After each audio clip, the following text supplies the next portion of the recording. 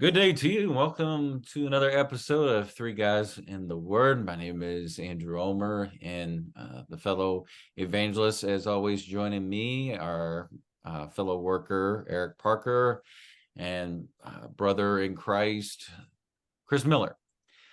Guys, it is, as always, a real pleasure, and it's a gift to be able to join you and be able to open up God's Word because I don't know if we express this enough. I know I don't necessarily express in enough, I feel, but whenever we gather together and open up God's Word, yes, we're seeking to present the word to those that are watching, and we hope that you are joining us. Always get so much out of these videos, but this is so much of great benefit to me too, because I am continuing to need to grow and mature and to develop.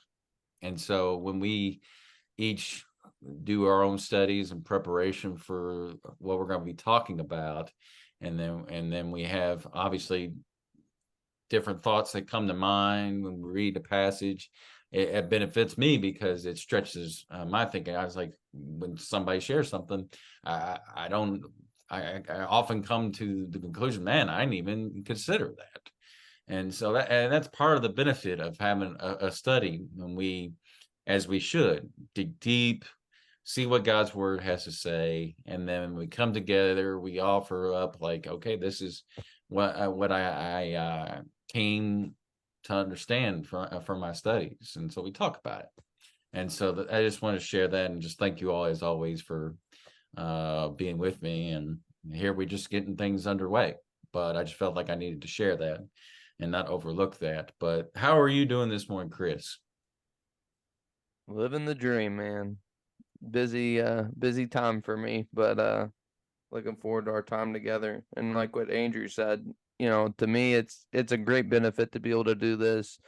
Not only just to be able to study the Bible, but to be able to do it with you all and discuss it. And like I told both of you before we started, I'm preaching 4 lessons out of Romans 14, and I know for certain that I wouldn't be preaching 4 lessons out of Romans 14 if we didn't go through it together. So I think at times, I think it can kind of strengthen our confidence going through it and looking at it together, where a text like that's not nearly as intimidating when you have two other people to talk about it with. So I know for me, and maybe this is a little lazy on my part, I guess, going through it and already studying, I'm like, there's quite a bit of things. I'm like, I'm going to preach on that at some point just because it's there. Um, and I may even steal a few things that you all said because I liked them. But to me, that's the benefit of doing this. And I would tell anyone listening that if you have friends or family that are interested in studying God's word, you will probably get as much enjoyment as we do from being together and being able to do it. And as I always say, it's a highlight of my week. How you doing, Eric? I'm good, man. Now it's Thursday. We're doing this video. I'll teach you. Yeah, no, things are going well. We're all healthy and moving forward in the journey.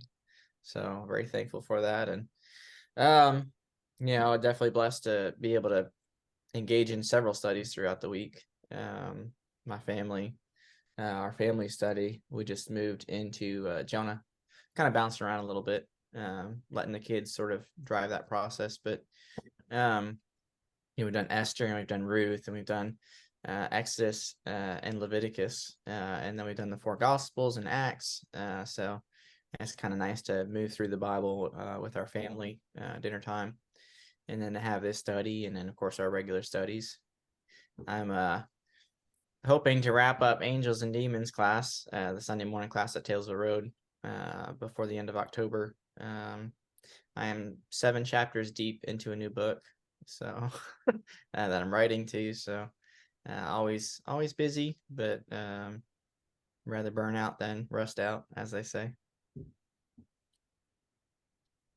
Well, again, it's just a great day. Whenever we can open up our eyes and witness either a sunrise or just experience a blessing of a new day. And we hope that those that are watching can express those same or similar sentiments. But it's good to continue our study in the book of Ecclesiastes.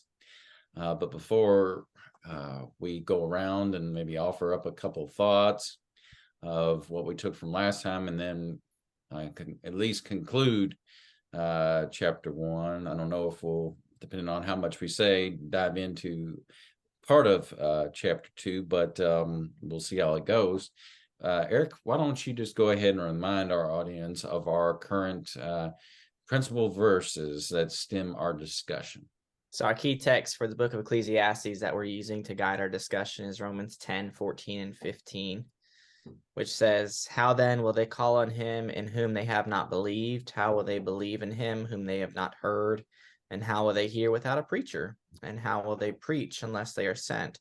Just as it is written, how beautiful are the feet of those who bring good news of good things." So Ecclesiastes does mean preacher. In Hebrew, it's koheleth, same thing, one who preaches or one who speaks before an assembly. And of course, we think of the gospel, we think of the preaching of the gospel, usually in the New Testament, but the text that's quoted there in Romans 15, or Romans 10:15, is actually from the Old Testament. How beautiful are the feet of those who bring good news of good things. So when we're studying Ecclesiastes, there's much to be said about the connection to the gospel from the book of Ecclesiastes. So in our studies, we're sitting at the feet of a great and wise preacher, Solomon. And it just take a moment into like what really stuck out or stood out, I should say. I keep on wanting to create a new word. Maybe it is a word and I just don't realize, but stood out. A little Instead of, Shakespeare this morning. instead of stuck out. But stood out for you from our last discussion for the first 11 verses. So yeah, the first 11 verses of Ecclesiastes really sets the pace for the rest of the book. You get a lot of phrases that'll come up and they'll be kind of cyclical, life under the sun, vanity of vanities. A lot of this kind of introduction of some of these key themes that are going to come up over and over again. Just kind of that like endless cycle of life, it seems like. Things keep moving. Your loved one can die, and guess what? The world keeps spinning on its axis, and that doesn't make it any less devastating. In fact, in many ways, sometimes it makes it more devastating. Seems like your world shattered, but the rest of the world just keeps spinning. So there's you work and you work and you work and you work, and guess what? There's more work to do. It just keeps going and keeps going, and which can kind of be depressing. Life under the sun just keeps going. You work your whole life for something, and you die, and then somebody wastes all of what you worked for. Even if you make a pretty sizable impression on history, I mean, people pretty quickly forget things. How many people could talk about I don't know, Charlemagne or Queen Victoria or even Julius Caesar, for that matter. How many people know a whole lot about Alexander the Great? Maybe somebody could say he's a Greek guy who sought to conquer the world, that basically died early. That's about as much as people could tell you. I mean, even in somebody's like U.S. history, I mean, George Washington, people could probably tell you he was a general. People could probably tell you maybe some things about a cherry tree, which may or may not be true. People could tell you maybe he's the first president of the United States, but what could people tell us about his upbringing? What could people tell us about his teenage years? What could people tell us about his favorite horse? Like those sorts of things get forgotten, even in the realm of celebrities. And that's kind of what Solomon's saying is, if you don't have God in your life, then it's pretty depressing. It's easy to get into this slough of despair, as Pilgrim's Progress kind of talks about that. It's easy to get in that slough of despair. The sun rises and it sets, and the wind blows, and then it changes direction and blows the other way. It just keeps marching on and on and on and on, and really setting the tone for the book. In many ways, Ecclesiastes can be pretty depressing.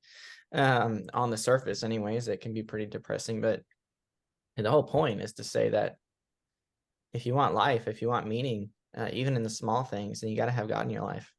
Because if you don't, even the big stuff doesn't matter. Chris? Like you had said, Eric, with Romans, reading it backwards to the front, I think you could do that with Ecclesiastes too. Because, like I said last week, the first time I read this book, Solomon's probably older at this point, and he's just like a cynical, angry old man. It's like the way I read it was everything is meaningless, everything is worthless, this is awful, vanity of vanity, all is vanity. But if you read the end of the book, technically, if you think about that, everything doesn't have to be meaningless. Everything doesn't have to be vanity. It really matters what your perspective, like Eric said, is. When we went through Romans chapter 5, Paul talks about, even our tribulations can produce perseverance. Perseverance produces character. Even the negative experiences of life can produce something positive. I think it just matters what your perspective is. And Solomon is someone who had access to anything he wanted, could do whatever he wanted. And I believe he pretty much tried everything he wanted to do because he had that access. And he comes to the conclusion that it's meaningless, it's vanity. Why? Why is it all vanity? Well, something is missing. That something is everything, being God. So I think a lot of times that's kind of the perspective going through and reading the book before, knowing what it says at the end. Fear God and keep his commandments. This is man's purpose. Reading that through, thinking of that, reading that throughout these first few chapters, he's not cynical and he's not angry. I think he's proving a point that it doesn't satisfy. And to me, that's kind of the, Paul talked about in Romans, benefit the Old Testament's preserved for our learning. I can read Ecclesiastes and I don't have to try all these things Solomon tried because he's already written that it didn't work for him. It's probably not going to work for me. So it's just finding that purpose, finding that meaning. And we're told by the world to chase after so many different things to find that purpose and meaning. But I know what it's like to have that purpose in Christ, and I know what it's like to not have that. So I can probably attest to that, just like Solomon's going to, as we continue through this study. What'd you have, Andrew? Oh, just how he tells the people, those that he's initially relating to, is I can relate with you. Listen to what I have to say, because I can tell you from personal experience, if you seek after these things, you're going to just not find what you're truly are looking for. You're not going to fill that God-shaped hole. That's what essentially all this is leading up to. But without seeking that relationship with God. But in that first chapter and throughout, he's focusing in on the things that are the earth, and he's not addressing the heavenly things, and making us realize from the earthly standpoint, there's not satisfaction that is going to be found, that life is fleeting.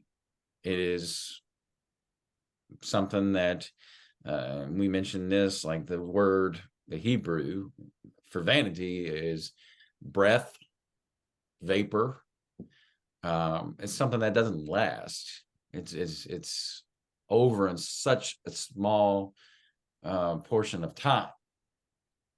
I mean, breath is important for life, but still, it is, our breaths are essentially just so quickly over with. That's life. It's very fleeting, and it gets you to think, as one should. And I appreciate you sharing what you shared, Chris, about the benefit of reflecting about what scriptures in the Old Testament have to say. I mean, if you looked for these type of things, they may be scattered throughout the principles, But having this book is a wealth of knowledge. Hence, it's in the wisdom literature. If you want to get an idea of daily living and the pluses and minuses of it, and the reason for it, a lot of people ask that question: well, what's the meaning of life? What's the reason for living? He puts that in these 12 chapters, like what's important and what's not. What in perspective of living this life in the flesh, I mean, what's it all mean? What's the value of it? There is purpose on this temporal plane that we live, but there's an ultimate purpose that is going to be going beyond it, that he is pointing ultimately toward. So there's just a lot here to contemplate and meditate on, and it's just one of these books that I know when I was younger, I don't even know. I only, I think, knew of it because, and Eric's familiar with this, I had learned a 9-verse books of the Bible song, and outside of that, I really don't think I ever even turned toward it. I had gone and read some Psalms, of course, like probably most people, but really didn't dive much into Job or Proverbs or Song of Songs, Song of Solomon is it's referred to, and certainly not Ecclesiastes. It's like, what? I mean, I just, it's one of those books that could be easily overlooked, like so many in the Old Testament. And so just very much appreciate that we're tackling this, and looking forward to our discussion as we pick up in verse 12. And why don't you, Chris, read verses 12 through 15? It says, I, the preacher, was king over Israel and Jerusalem, and I set my heart to seek and search out by wisdom concerning all that is done under heaven. This burdensome task God has given to the sons of man, by which they have been exercised. They may be exercised. I have seen all the works that are done under the sun, and indeed all is vanity and grasping for the wind. What is crooked cannot be made straight, and what is lacking cannot be numbered. So Solomon is not just some bumbling moron, I guess is the way I would say. He was a very wise man. In 1 Kings chapter 3, he asked God, God says, what do you want from me? I'll give you anything you want. And he said he wanted wisdom to govern the people, wisdom and to know what to do. So I've always kind of wondered, and I don't know if you guys have ever wondered this reading it. You ask God for wisdom, yet you're probably one of the foolishest men that we read of in the Bible. All the stuff Solomon does is so foolish. And when he does that, he has wisdom from God. God gave him that wisdom, and then he goes and does all these other things. So it's like, how in the world do you do that? I think that we can even learn from God, learn what's expected from us, and still stray away and lose focus. I think he could have asked God probably for anything that he wanted, and God probably would have done it. But he asked for wisdom, and I think God, not to say God is surprised by anything, but I'm sure God probably was impressed with Solomon asking for that. And then God sees all the things that Solomon does, and Solomon writes his book. Interestingly enough, Solomon being wise, he writes a lot of the Proverbs that we read too. So there's a lot of highlights of Solomon. You know, reading some of the Proverbs, it's like, wow, these are some really powerful words of wisdom. And then you've got Ecclesiastes that, you know, Proverbs is a little more optimistic. Ecclesiastes you would look at as more pessimistic.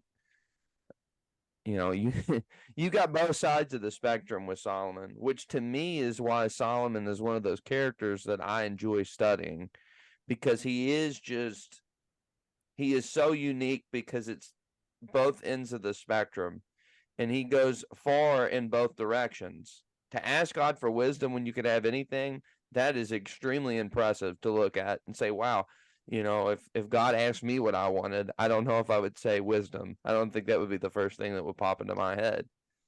But then you go and see how he lives afterwards. You're almost just kind of confused as to why are you doing that? You know, you had the humility to ask God to give you wisdom, but now you're going and doing this. Verse 13, he talks about seeking. I set my heart to seek and search out wisdom by concerning all things done under heaven. This burdensome task God has given to the sons of men, by which they may be exercised. I think it's good to question things. Solomon is really kind of questioning the meaning of life, the purpose of life. Why are things the way that they are? Nothing changes. There's nothing new under the sun. And he questions all these things that ultimately leads him to the answer to all things. I think that, you know, when something happens with us, I think one of our first thoughts should be, you know, what does God want me to learn from this? How does God want this to affect me? Even bad things, God can use those things to kind of affect us in a positive way, whether it's you draw closer to God. But I think Solomon was the opposite. These questions pop up, Solomon gets further and further away from God, and starts chasing after all these things to find meaning and fulfillment. And I don't know if I'm tempted as much as Solomon is, because I'm not the king of Jerusalem. I don't have everything at my fingertips that I can do, but there are a lot of things at my fingertips that I can do. And I probably need to heed his advice more often. I need to understand vanity of vanity, all is vanity. All meaning comes from having that fellowship with God. We got Eric. Yeah, you know, what Solomon requested was the wisdom to discern between right and wrong, specific to the governance of Israel, is what he had asked for there in 1 Kings 3. Now, God gives him a special endowment of that, but he also, of course, yeah, he's impressed. I mean, in 1 Kings 3, you see that idea. Some certainly enigmatic things that, about Jesus marveling with certain people. And, the exercise of free will and God's foreknowledge too, and sort of how that all works together is challenging to try and understand. But that I think the wisdom, I wish we knew more about that request and that special endowment, because, we may bring more to the table. We may bring more personal thought into what exactly that looked like, as opposed to maybe what happened.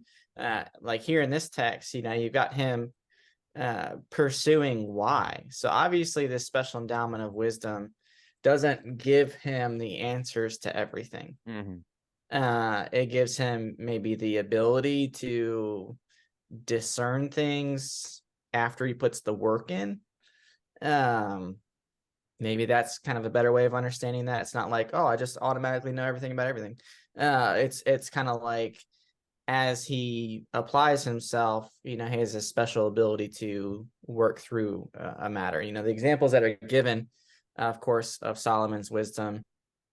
You have the Queen of Sheba coming up and asking questions, and different people from different empires and kingdoms were coming to him to ask questions. And of course, the infamous two mothers situation, where one rolls over her child and suffocates her child, and then steals the other lady's child. And Solomon exercises great wisdom in figuring out who the child really belonged to.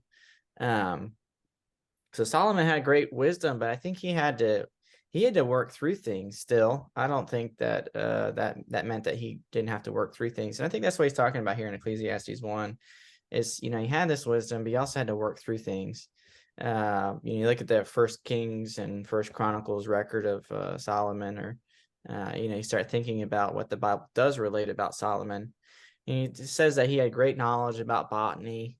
It says he had great, proverbs that he wrote and songs, just like his father, which, that probably was part of the family talent, passed on. But he knew about animals. He's importing apes and things into Israel, which is, fantastic to think about. But he had a lot of knowledge, but he had to also exercise, a lot of effort in doing that. And I think Solomon had the desire to put the effort in, but as he just worked and worked to try and understand things, Ecclesiastes is kind of the product of that. Is he sort of loses his way as he's working all these things out and figuring things out and tinkering with things, and he's kind of getting tunnel vision in reference to God. And then eventually he sort of looks up from his work and what he's kind of applying himself to, and he's like, what am I doing? What is the point of this? Um, and I don't know if you guys have ever done that. I know that I can get like that when I work on something, sort of get tunnel vision and forget everything else that's going on around me. And I can make something really small, like the cradle of the universe in my mind. And I look up from it and I'm like, wow, I really got absorbed into that. And I don't really have the right to get absorbed into that because it's not as important as I made it out to be. That seems like kind of how I'm working through Ecclesiastes and how I'm understanding Ecclesiastes is, Solomon sort of gets so fixated on studying and learning about the things of the world that he gets tunnel vision and forgets God. And then he comes to realize, well, wait a minute, all this stuff that I've been studying and learning about without God doesn't mean anything. So, let's get rid of those blinders and see things as they truly are. Andrew? Solomon didn't have Google, but in verse 13, it's almost as like you can like get a foreshadow of like what we have now. I'll just Google it and figure out everything that you want to know about anything and everything. But still, we won't have everything that we need to know or should know. And there's places we'll see that we just will still lack in understanding and wisdom. And that's stated elsewhere, that certain things just only God knows. But in verse 12, he articulates again, just making us for certain who's talking here. And it's something that can be easily glossed over. Again, just thinking about from the perspective of people that are initially hearing this, that remember, I'm the king of all Israel. And one that of course would have great responsibility and great toll on anybody in that position. You can just think of it, his father, and just how he had his own struggles, and in talking about how to run and deal with all the issues that came with being a leader of a government would just take a great toll on anybody. And we see that being demonstrated on Saul, and then David, and then on Solomon. But then it continues on that his heart's desire, and that is the thing that like what do we set our heart on? Like, what do we fixate on? What do we give our attention and our time towards? It is not always necessarily a bad thing in and of itself. You brought this up when we were Eric, when we were going through our First Corinthians study. Understanding and studying philosophy in and of itself is not a bad thing. Accumulating knowledge on various things is not in and of itself a bad thing. Yeah. However, there is a line that you can cross. Here, he begins to say that, and kind of alludes to crossing that line.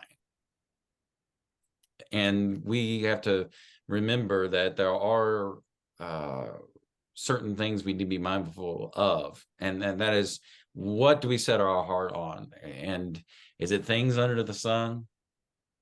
Or is it things that are going to be of God? There's got to be a balance. And it hopefully is things that are going to be godly. I mean, he's going to dive into further things that he focuses in on that we must do under the sun. There's tasks that we are each given. But are we doing things instead of just doing things rather than giving our attention and hopefully directing our mind and developing that relationship with the one we need to developing our relationship with. And so he looks at this like in verse 14. I have seen all the works. I mean, he's had life experiences. I have seen all the works that are done under the sun. Indeed, all his vanity and grasping for the wind. That he's had life experience. He can it goes to that saying. You could take that to the bank. What I'm telling you, you can know for a fact what I'm telling you. I've experienced that. Whatever you may be going through, I've tried it. I've done it. I know what it's like. I can relate to you. And as throughout this letter, he's going to go over and over, you don't necessarily have to experience what I've experienced. There's always going to be issues. There's always going to be something that's missing. Things, whatever it may be in life, there's always going to be issues that'll arise and problems that just come about. And if we think that we know how to fix everything, there's going to be something that inevitably that will arise. There will always be just life. And I think that's what I believe is what he's getting at. That at the end of it, life always will present challenges. It's without end. All right. Eric, if you would be so kind as to fill or finish up the chapters 16 through 18. Ecclesiastes 1:16. I said to myself, behold, I have magnified and increased wisdom more than all who were over Jerusalem before me, and my mind has observed a wealth of wisdom and knowledge. And I set my mind to know wisdom and to know madness and folly. I realize that this also is striving after wind, because in much wisdom there is much grief, and increasing knowledge results in increasing pain. Yeah, I mean, that sounds pretty cynical. That's pretty dark. You get to the end there and you're like, wow, that's pretty sad. When you get to that. Now, here's kind of a little critical intro issue. We talked at the beginning that the preacher is not named. The traditional view is that it's Solomon. There are reasons for that, but there are also challenges to that. So I just wanted to mention that briefly for people. He's obviously a son of David. He's king in Jerusalem, specifically. So that does narrow it down some. Then in verse 12, of course, it says that he's king over Israel and Jerusalem, which seems to point to a united kingdom. United Kingdom kings were Saul, David, and Solomon, and Rehoboam for a time, but then it divides in Rehoboam's reign. So that would narrow it down, I think, to one of those guys. Obviously, he's a son of David, so it can't be David. Also, can't be Saul. It's either going to be Solomon or Rehoboam. And you think about somebody who had wisdom and who had the ability to exercise and that wisdom and to explore things. I mean, Solomon's your number one candidate now. And the difficulty with that is in verse 16. The writer talks about magnifying and increasing wisdom more than all who were over Jerusalem before me. Solomon, as far as the United Kingdom of Israel, he's only got two people before him. It's kind of not really a great pool to say all the people who are before me in Jerusalem. But also, he talks about all the people who are over Jerusalem, not just over Israel. So that could be part of it. It could be all the kings that had reigned over Jerusalem even before Israel came into the land. It could be that idea. It could just be kind of an idiom like that he's using. So there are ways of reconciling that, but that's a little critical intro issue. You can't necessarily be dogmatic about Solomon, but it seems like the evidence really points to Solomon. So I think all of us are on board with that, and that's probably what we're going to say throughout this discussion. It's a little critical intro discussion to that. Just rehashing this idea of having great wisdom, exercising, exploring that wisdom, what that looked like. But then at the end of the day, coming back to the realization that, devoid of God, it doesn't matter. In fact, if it's devoid of God, it's almost like counterproductive. It hurts you. I remember, you guys are familiar with this, I'm sure, because I've said it like 1,000 times, but those who don't learn from history are doomed to repeat it, right? That's the famous statement. And then kind of the corollary to that is those who do study history are doomed to watch others repeat it.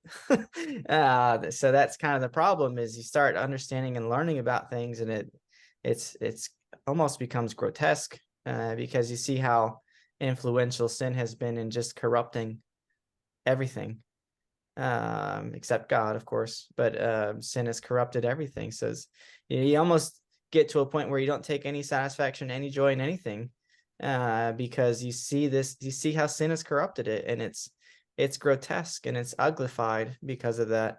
And that's kind of, again, what he's getting to. But in the long range perspective of Ecclesiastes 12, which says to fear God, and of course everything sort of falls into place, and you have the vision by which to understand and still see the beauty even behind the corruption. I think that's kind of the what helps us as we're going through. But he even talks about wisdom. Wisdom throughout the scriptures is like upheld. Choose wisdom, pursue wisdom, look for wisdom. The fear of God is the beginning of wisdom. All these sorts of applause given for wisdom. But then he says, wisdom without God, though, it's no good either. So you need God. Whether or not you have a little or great knowledge or little or great wisdom, if you don't have God, it doesn't matter. Even the highest of virtues does not matter, because that virtue is not being exercised in virtuous ways. So those are my thoughts there on those couple verses. Chris, what do you have to add, man? Wisdom's mentioned over 200 times in the Bible. And like you said, Eric, it's typically mentioned as a positive, and you would much rather be wise than foolish. But Paul kind of talks about being foolish to the world. People think that he's foolish because he's given up all of these entitlements that he had as a Pharisee to go through all the things that he goes through. Solomon, like Eric had said, I don't think God just put it in Solomon's head where Solomon knew everything, because if he did, Solomon probably wouldn't have done a lot of the dumb stuff that he did. But Solomon asked God for wisdom to guide the people, and I think that also can equate to, okay, if I'm asking for wisdom in that instance, I kind of want to be, like Eric said, he kind of put in the work. Solomon probably wanted to be wise all around. He wanted to be a well-rounded person. I think that he may have saw some of the faults of his dad. Maybe early on he doesn't want to fall into the same predicament, even though he goes even further away than his dad did.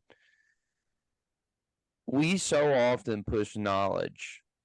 You need to know this. You need to know this. You need to know this. Knowledge is power. That's true. There's a difference between knowledge and wisdom, though. Wisdom is pretty much putting that knowledge into practice. You can be the wisest person in every room, but you're not wise if you don't realize that you need God. And think of the Psalm, For the fool says in his heart, there is no God. How many wise people in our culture say that there is no God? How many wise people in our culture don't submit their lives to God? So you have Solomon maybe figuring, well, if I know all this stuff about all these other different things, maybe that'll satisfy me. Like Eric had brought up with the bringing the apes into Jerusalem, like that stuff's just fascinating. Like we read that and we're like, oh, they're not very technological advanced. They don't know anything about anything. Like Andrew had mentioned, he didn't have Google that he could go to. How does Solomon just sit there and start thinking about, oh, I'm going to bring apes into Jerusalem and I'm going to care about nature? And like with David, we really don't see much of that from him as king. All of a sudden, Solomon comes along and he's thinking about all these other different aspects. Um, and I think that he used a lot of those things to help govern the people. I think that probably could be equated under that umbrella of him using the blessing that God had given him for the betterment of the people. But you look around and you see how much you've done to help all these other people. But poor Solomon wasn't helping himself. Because I think a lot of times we think the wisest thing in the world to do is if we take care of everyone and we take care of everything, we're going to have this, feeling inside of us that makes us feel whole. But without God, that's not possible. And I read this, and to me, in a sense, like I said, Solomon's cynical. I get to the end of chapter 1, and my heart kind of breaks for Solomon, that Solomon feels that way, because I know what it feels like to feel that way. The more you learn about things, the more you learn about things in this world, the more depressing it gets. We have access on our phones that we can see anything happening around the world. You pull your phone out, and it won't take you very long to be depressed of all the bad things happening, and it grieves us and it upsets us. And how do you rationalize all this bad in this world? How can you rationalize that without God? I think it's impossible to do so. And Solomon tried. And at the end, when he says, for in much wisdom is much grief, he who increases knowledge increases sorrow. The more he learned, the sadder he was. The more he began to understand, I think the more he realized just how insignificant life can be, especially without God being involved. And like Eric said, if you learn from history, you watch others repeat history, not you. And in Solomon's case, maybe he thought I'll never do what my dad did. He does exactly what his dad does, and he goes even further than that. So to me, it's one of those things like with Solomon. If Solomon did write the book, which, like we said, we kind of all agree that he probably did. As I said, to me, it's just so amazing that in First Kings he has this. God asked him the question of what he wanted, and he goes way far away after he answers that. Why does he do that? I think we're going to touch on that as we go through the book. He'll kind of explain that a little more. And for me, it kind of reading this centers me. Okay, yeah, riches, that's great. Prosperity, that's great. Relationships, those are great. But at some point, those things are going to fail you. God doesn't. Solomon knew what failure was. And I'm glad that he wrote this book to preserve that for me, because there's a ton that I could learn from Solomon. Like we said, we're three preachers, but we're kind of sitting at the foot of another preacher right now, and he's preaching to me, that's for sure. What you got, Andrew? Well, just thinking about a point that Eric made, those that have gone before him may have included those elders that were in charge of the various tribes. Even before there was a king, they came before Samuel. In 1 Samuel 8, the elders did say, hey, we demand a king. Obviously, that was, if not the most foolish thing they could have ever done, it certainly ranked up there, saying that, hey, God, you're not the king of my life. You're not doing a good job. How often do we say that by our actions? We may not say it by our words, but we certainly do by our actions. I just thought about that when Eric brought what he did up in verse 16. But I also alluded to just thinking about that was almost a similar phrasing that obtained greatness. Made me think of also of Nebuchadnezzar, who had a very similar experience. He stood out. He looked and behold in Daniel 4. He stands out, just kind of seeing this kingdom that he had amassed. Is this not Babylon the Great, which I myself have built as a royal residence by the might of my power and for the glory of my majesty? Now, I'm not saying that by any means Solomon here is staying with the pride or had that mentality. He certainly is saying that, yeah, he's been blessed beyond measure with the ability to know things, to comprehend life, and just following this idea. We want to know things that we don't know. We hate not knowing. That question of what's out in the great beyond, in the outer space. We have this vast desire to be able to ask those questions of why. And we get frustrated. Here, Solomon's frustrated already for knowing things that like no one else can comprehend. It gives him great sorrow and great pain, great grief, because it's like there's this was one of his burdens. The more you know, the more that it makes life harder, and you realize these things sometimes that you know something, and it's frustrating when someone else doesn't know it, or that someone else just can't comprehend what you know, and you try to explain something and they just don't get it. That's frustrating. And you can imagine that he just put his hand or his head down, and his head covered by his hand, and just of the great mental sorrow, fatigue that he experienced. You get that sense because that's very real. Just the pain that sometimes of knowing things that other people just don't know. I read somewhere another preacher talked about, and he was referencing that saying, ignorance is bliss. And then going towards the more you know, the more you suffer. Or and this person further goes on and uses the example of not kind of getting glued to the news, because the more you know about what's going on in the world, the more it just brings grief and pain in that instance.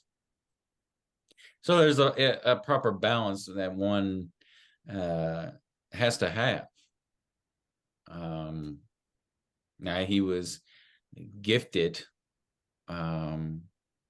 with the ability to know and understand things that other people were not. And at the end of the day, he realized that that was not the all to be end all of just having this accumulated knowledge on the earthly standpoint. It was as if it was grasping at something that cannot be grasped. If you try to grasp at the wind, that's is foolish, dumb. It's something like almost as if a child in their imagination would try to do. Someone who's immature be running around trying to do something when they're a child and having that childhood fantasy. It's cute in the moment, But as someone ages, you would think they're out of their mind. And so at the end of the day, in verse 18, when you are given much understanding, much wisdom, it stands to reason that it also provides much sorrow, much grief. I don't know how often we reflect upon, because probably we're limited in the capacity of God's omniscience. Just thinking that how he must feel when we do things that are contrary to what he desires, what his will is, and how much pain and grief that brings him. Because we're told that not to grieve the Holy Spirit, that we can do that. That should just blow our minds when we think about it. But it's like the more we know, the more heartache that it can, or the more sorrow that it can provide. Yeah. Again, I don't believe we're downplaying that there is profit in knowing things, but there's also the standpoint it could also bring a sense of real pain in our lives. It's just part of the fact. Because there's always going to be something that's missing outside of God.